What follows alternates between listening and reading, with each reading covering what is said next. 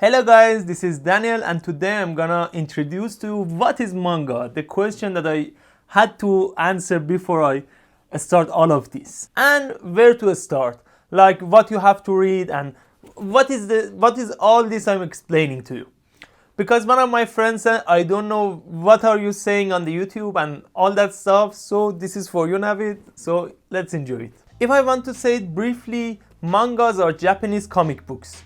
And if you are like more accustomed to these animes, there are a script for animes. What is anime? Anime is Japanese animations. Like in my country, animes is like Captain Tsubasa or Mitikoman or Akemi Bozorg. That's something not English, but yeah. These are the renowned mangas or animes in my country. So what is the mangas? Mangas are a script of that. Like if you've seen like Captain Tsubasa, there are some mangas first are written and it was like amazingly done and people enjoy it, and after that if it was successful they will make it to an anime. What is the difference between manga and Western comic book? Or manga or Western comic book? Mangas, the main difference and the first difference is like mangas are white and black or black and white, but the comic books are mostly colored. So it's the first difference. The second one is how to read them. In Japanese you have to read from right to left, so in general mangas has to be written from right to left. And the third difference is mangas are targeted both adults and children. So it got different genres, like it got something scary, action, graphic, or about BDSM or anything can be in these categories.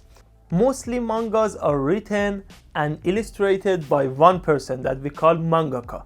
So the author and the illustration mostly are one person, and the one who is telling the story and the scripts also is like drawing all the panels and doing all the hard work. So it's more respecting in my opinion. But there are some mangas, renowned mangas, that are a work of a group, so it's nothing to be ashamed of. So the history of manga. Mangas is dated back to mid 12th century. There are some scrolls that has the illustration of some animals acting as a like human behavior, and it's dated from back then. And after that, in Shogun time, it got more popular and it transferred to what we know today. 40% of publishing industry of Japan is mangas, so it plays a huge role in Japanese culture. You know, the best tool to educate humans are stories, and little humans like children affected more by that. And in mangas we see like a strong pole that is the story, and around that there are sides like teaching about life and like educations that a person has to have, like from not waste food to be productive for society or have a goal in life or not to give up. All of that is wrapped around a beautiful story for the children and adults to absorb.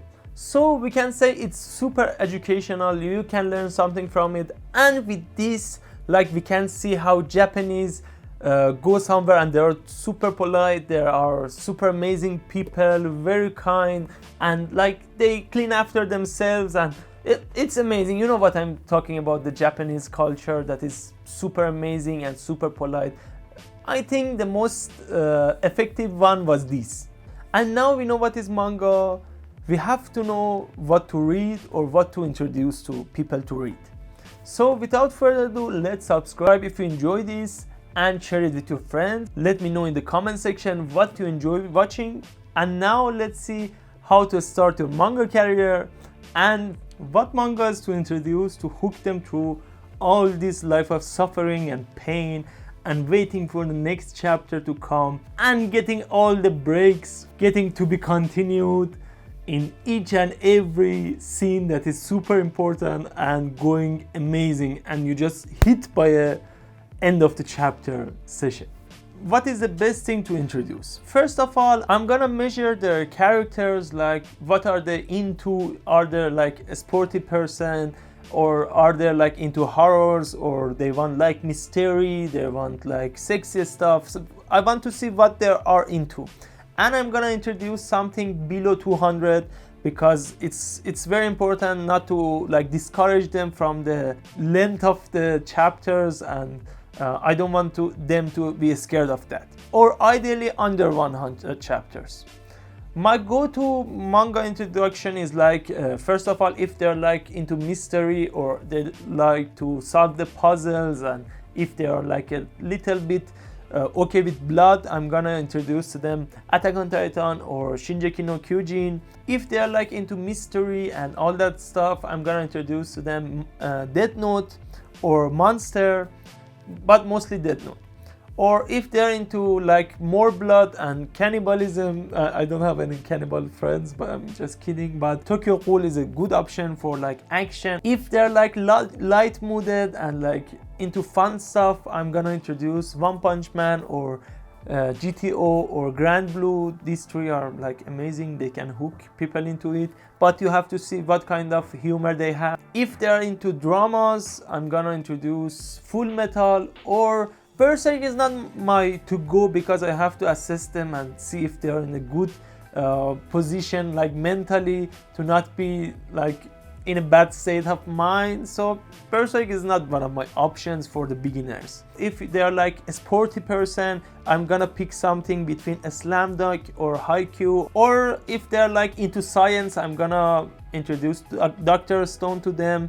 If they are like good readers and I love them so much and I want to introduce them some amazing thing, I'm gonna introduce to them One Piece. But One Piece is too long and most of the time I fail. I go step by step like Death Note, Shingeki no Kyojin, and I'm gonna introduce to them One Piece.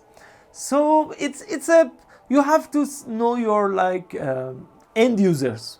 That's how I got all these people hooked in anime or manga. Or like Naruto is a good choice if they enjoy like life, yeah, something like that. Yes, I guess that's it for today. Thank you for staying this long. Don't forget to subscribe, comment, like and share, and see you in the next video with a good video.